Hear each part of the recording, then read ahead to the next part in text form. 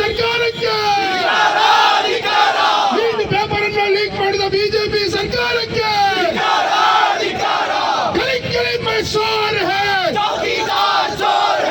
कलिकली में शोर है, कलिकली में शोर है, कलिकली में शोर है। ನೀಟ್ ಪೇಪರ್ ಅನ್ನು ಲೀಕ್ ಮಾಡಿದ ಧರ್ಮೇಂದ್ರ ಪ್ರಧಾನಿಗೆ, ನೀಟ್ ಪೇಪರ್ ಅನ್ನು ಲೀಕ್ ಮಾಡಿದ ಧರ್ಮೇಂದ್ರ ಪ್ರಧಾನಿಗೆ, ನೀಟ್ ಪೇಪರ್ ಅನ್ನು ಮಾರಿದ ಧರ್ಮೇಂದ್ರ ಪ್ರಧಾನಿಗೆ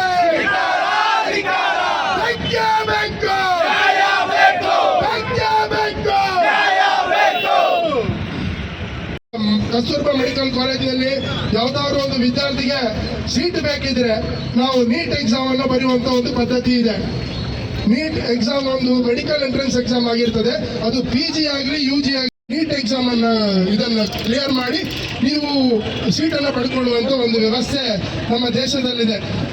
ಈ ಬಾರಿ ನೀಟಿಗೆ 22,70,000 ಮಕ್ಕಳು ಇಡೀ ದೇಶಾದ್ಯಂತ ನೀಟ್ ಎಕ್ಸಾಮ್ ಅನ್ನು ಬರೆದಿದ್ದಾರೆ. ಅದರಲ್ಲಿ 85,000 ಜನ ಮಕ್ಕಳು ಕರ್ನಾಟಕದಿಂದ ನಮ್ಮ ನೀಟ್ ಎಕ್ಸಾಮ್ನ ಬರೀತಾರೆ. 22,70,000 ಮಕ್ಕಳಲ್ಲಿ 1,30,30,000 ಮಾತ್ರ MBBS ಸೀಟ್ಗಳನ್ನು ಸಿಗ್ತದೆ. ಉಳಿದ ಮಕ್ಕಳು ಪುನಃ ಇನ್ನೊಂದು ಟರ್ಮ್ ಬರುವಂತ ಒಂದು ವ್ಯವಸ್ಥೆ ನಾವೆಲ್ಲ ನೋಡಿದ್ದೇವೆ. ನಿಮ್ಮೆಲ್ಲರಿಗೂ ಗೊತ್ತಿದೆ, ನೀಟ್ ಎಕ್ಸಾಮ್ 1 ವರ್ಷದಲ್ಲಿ ಕ್ಲಿಯರ್ ಮಾಡುವವರು 1% ನಮ್ಮ ವಿದ್ಯಾರ್ಥಿಗಳು ಇರ್ಬೋದು. ಅವರು ವಿದ್ಯಾರ್ಥಿಗಳು 2 ವರ್ಷ 3 ವರ್ಷಗಳ ಕಾಲ ನೀಟ್ ಕೋಚಿಂಗ್ ಕ್ಲಾಸಸ್ಗಳಿಗೆ ಹೋಗಿ ಇಲ್ಲೇ ನಮ್ಮ ಜಿಲ್ಲೆಯಲ್ಲಿ ಹಲವಾರು ಕೋಚಿಂಗ್ ಕ್ಲಾಸಸ್ಗಳಿವೆ. ಈ ಕೋಚಿಂಗ್ ಕ್ಲಾಸಸ್ ಅಲ್ಲಿ ಹೋಗಿ ಬೇರೆ ಬುಕ್ಸ್ ಅನ್ನ ರೆಫರ್ ಮಾಡಿ 2 ವರ್ಷ 3 ವರ್ಷ 4 ವರ್ಷಗಳನ್ನ ತಮ್ಮ ಅಕಾಡೆಮಿಕ್ ಇಯರ್ ಅನ್ನ ವೇಸ್ಟ್ ಮಾಡಿ ನೀಟ್ ಎಕ್ಸಾಮ್ ಅನ್ನು ಅಪಿಯರ್ ಆಗುವಂಥದ್ದು ವ್ಯವಸ್ಥೆ ಇದೆ. ವಿಷಯ ಇಷ್ಟೇ, ನೀಟ್ ಎಕ್ಸಾಮ್ ಅನ್ನ ಕ್ಲಿಯರ್ ಮಾಡದೆ ಯಾರಿಗಾದ್ರೂ MBBS ಆಗ್ಬೇಕಿದ್ರೆ 1.5 ಇಂದ 2 ಕೋಟಿ ರೂಪಾಯಿ ಡೊನೇಷನ್ ಅನ್ನು ಕೊಟ್ಟು MBBS ಸೀಟನ್ನು ಪಡ್ಕೊಳ್ಳುವಂತ ವ್ಯವಸ್ಥೆ ನಮ್ಮಲ್ಲಿದೆ. ಸೊ ಎಲ್ಲ ಮಕ್ಕಳಿಗೆ ಡಾಕ್ಟರ್ ಆಗಬೇಕು ಅಂತ ಆಸೆ ಇದೆ. ಆದ್ರೆ ಪೋಷಕರ ಹತ್ರ 1.5-2 ಕೋಟಿ ಅಫೋರ್ಡ್ ಮಾಡ್ಲಿಕ್ಕೆ ಆಗಲ್ಲ.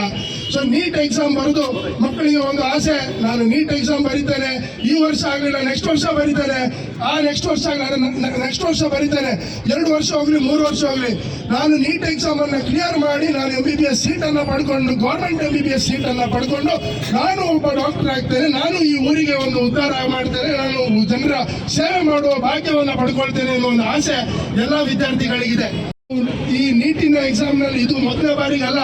2017ಕ್ಕೆ ನೀಟ್ ಪೇಪರ್ ಲೀಕ್ ಆಗ್ತದೆ, 2020ಕ್ಕೆ ನೀಟ್ ಪೇಪರ್ ಲೀಕ್ ಆಗ್ತದೆ, 2024ಕ್ಕೆ ನೀಟ್ ಪೇಪರ್ ಲೀಕ್ ಆಗ್ತದೆ.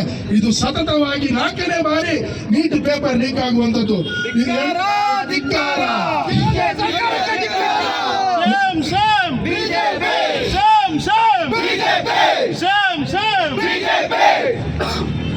ಸತತವಾಗಿ 4 ಬಾರಿ ನೀಟ್ ಪೇಪರ್ ಅನ್ನ ಲೀಕ್ ಮಾಡ್ತಾರೆ.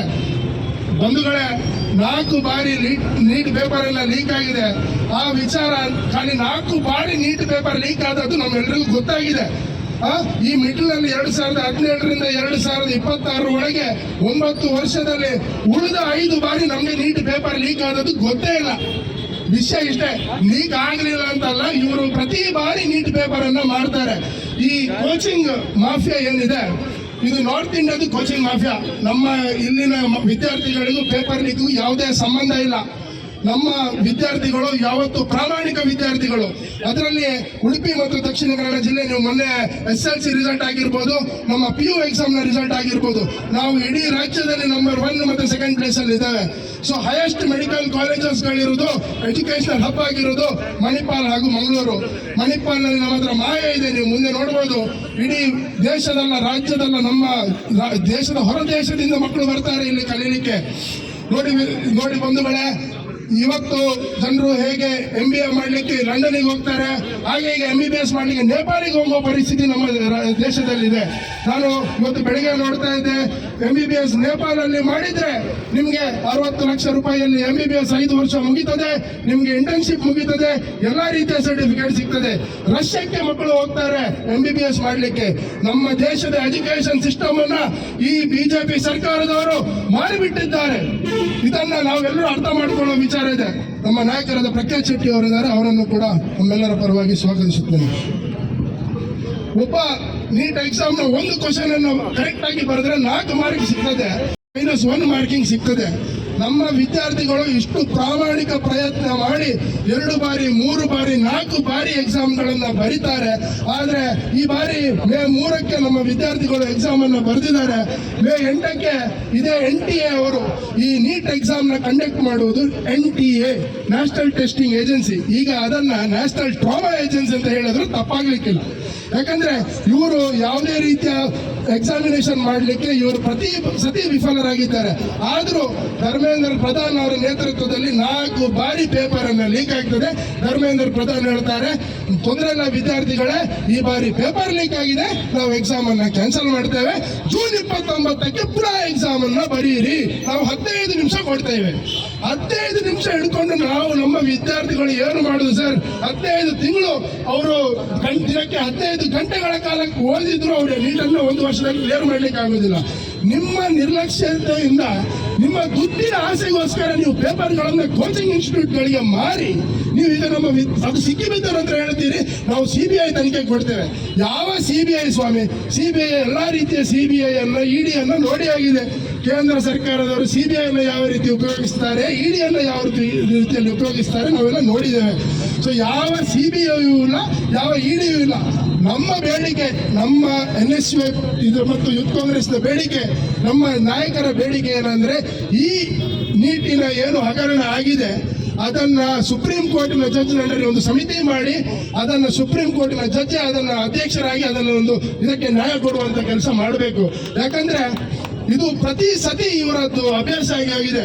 ಏನಂದ್ರೆ ನಾವು ಮಾತಾಡುವುದಿಲ್ಲ, ನಾವು ನಮ್ಗೆ ಆದ ಅನ್ಯಾಯವನ್ನ ನಾವು ಸುಮ್ಮನೆ ಪಡ್ಕೊಂಡು ಸುಮ್ಮನೆ ಇರ್ತೇವೆ.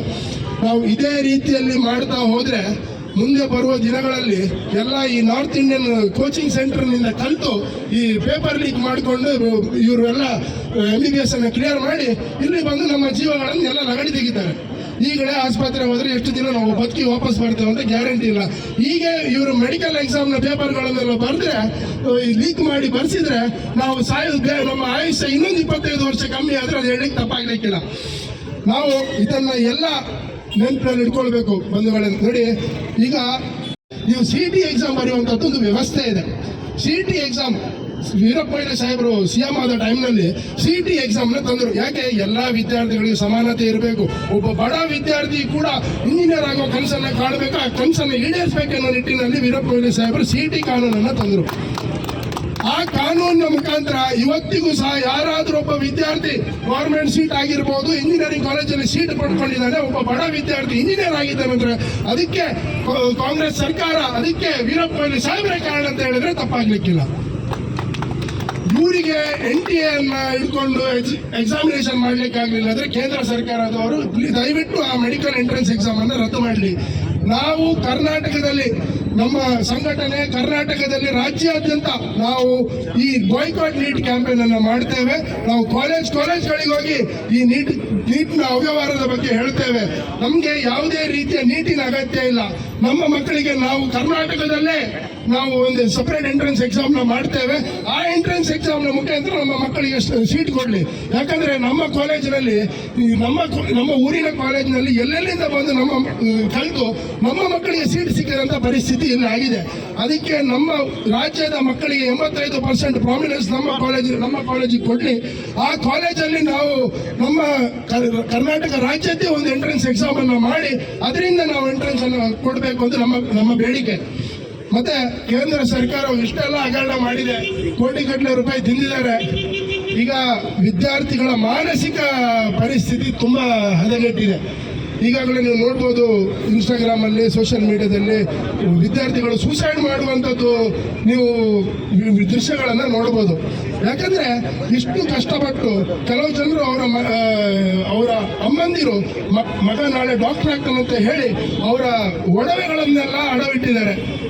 ಈಗ ಪುನಃ 15 ದಿನ ಬಿಟ್ಟು ಜೂನ್ 29ಕ್ಕೆ ಎಕ್ಸಾಮ್ನ ಬರೀರಿ, ನಾವು ಅದನ್ನು 15 ನಿಮಿಷ ಜಾಸ್ತಿ ಕೊಡ್ತೇನೆ ಅಂತ ಆದ್ರೆ ಅವರಿಗೆ ಎಕ್ಸಾಮ್ ಬರೀಲಿಕ್ಕೆ ದುಡ್ಡು ಎಲ್ಲಿಂದ ಬರ್ತದೆ, ಪುನಃ ಪ್ರಿಪರೇಷನ್ ಮಾಡಲಿಕ್ಕೆ ದುಡ್ಡು ಎಲ್ಲಿಂದ ಬರ್ತದೆ? ಇದ್ರ ಬಗ್ಗೆ ನಾವೆಲ್ಲ ಚಿಂತನೆ ಮಾಡಬೇಕಾಗಿದೆ. ಈಗ ನಾವು ಎಲ್ರಿಗೂ ನಮಗೆ ಇವರ ಅವ್ಯವಹಾರದ ಬಗ್ಗೆ ಗೊತ್ತಾಗಿದೆ. ದಯವಿಟ್ಟು ಎಲ್ಲ ವಿದ್ಯಾರ್ಥಿಗಳ ಹತ್ರ ಒಂದೇ ಮನವಿ, ನಾವು ಇನ್ನು ಎಷ್ಟು ದಿನ ಈ ಅವ್ಯವಹಾರನ ಸಹಿಸ್ಕೊಳ್ಬೇಕು? ಎಲ್ರಿಗೂ ನೋಡಿ, ನಾನು MBBS ಸ್ಟೂಡೆಂಟ್ ಅಲ್ಲ. ನನ್ನ ಅಪ್ಪ ಅಮ್ಮನಿಗೆ ಒಬ್ಬನೇ ಮಗ. ನನಗೆ ಅಣ್ಣ ಇಲ್ಲ, ತಮ್ಮ ಇಲ್ಲ, ಅಕ್ಕ ಇಲ್ಲ, ತಂಗಿ ಇಲ್ಲ. ನಮ್ಮ ಮನೆಯಲ್ಲಿ ಯಾರು MBBS ಕಲಿಯೋರಿಲ್ಲ. ಆದ್ರೆ ನಮ್ಮ ಇಷ್ಟು ಜನ ನಮ್ಮ ಬಂಧುಗಳು ನಾವು ಯಾರು MBBS ಸ್ಟೂಡೆಂಟ್ ಅಲ್ಲ. ಬಟ್ ನಮ್ಗೆ ನಮ್ಮ ಊರಿನಲ್ಲಿ, ನಮ್ಮ ಮನೆಯಲ್ಲಿ, ನಮ್ಮ ಕುಟುಂಬದಲ್ಲಿ ಯಾರಾದ್ರೂ ಒಬ್ರು MBBS ಆಗ್ಬೇಕಂತ ಆಸೆ ಇರೋರಿದ್ದಾರೆ. ಈ ಅವ್ಯವಹಾರ ಈ ಬ್ಯಾಚಿನೊಟ್ಟಿಗೆ ಆಗಿದೆ. ನಮ್ಮ ತಂಗಿಯಂದಿರೊಟ್ಟಿಗೆ, ನಮ್ಮ ತಮ್ಮಂದಿರೊಟ್ಟಿಗೆ ಈ ಅವ್ಯವಹಾರ ಆಗಬಾರ್ದು ಅಂತ ಹೇಳಿ ನಮ್ಮ ಆಸೆ. ಅದಕ್ಕೋಸ್ಕರ ನಾವೆಲ್ಲ ಬೀದಿಗಿಳಿದಿದ್ದೇವೆ. ನಾವು ಈ ಉಗ್ರ ಹೋರಾಟವನ್ನು ನಾವು ಯಾವತ್ತಿಗೂ ಕೈ ಬಿಡುವುದಿಲ್ಲ. ನಾವು ರಾಜ್ಯಾದ್ಯಂತ, ಜಿಲ್ಲಾದ್ಯಂತ ಈ ಹೋರಾಟವನ್ನ ಮಾಡ್ತೇವೆ. ನಮ್ಮ ವಿದ್ಯಾರ್ಥಿಗಳ ಜೀವನದಲ್ಲಿ ಚಲ್ಲಾಟ ಆಡ್ಲಿಕ್ಕೆ ನಾವು ಇನ್ನೂ ಕೇಂದ್ರ ಸರ್ಕಾರವನ್ನು ಬಿಡ್ಲಿಕ್ಕೆ ನಾವು ತಯಾರಿಲ್ಲ.